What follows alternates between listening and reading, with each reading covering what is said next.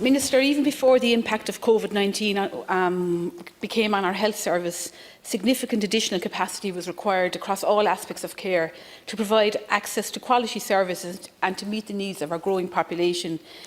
Minister, I raised, I suppose, for the last 4 years, late discharges of care and the amount of bed days that were lost because we were slow in discharging people.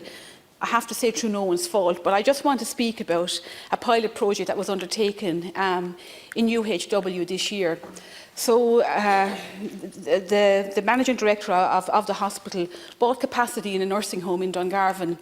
So what she did was she bought 20, there was availability in the nursing home because they had reconfigured. So she bought capacity for 12 weeks, 20 beds.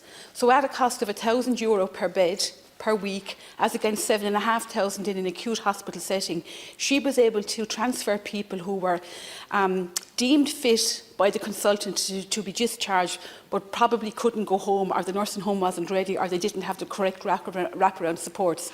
And I just wanted to say that I think this is a pilot that could be rolled out, because what she did was, by transferring 20 patients that were not well enough to go home, but were well enough to leave the acute hospital setting, she was able to buy that capacity in a nursing home because they had the capacity there, but she was able to free up 20 beds in the acute hospital setting. But there was a huge saving. So as against a bed costing 7,500 a week, it cost €1,000 a week. And I think it's something we have to look at everything going forward, because we are going to have reduced capacity.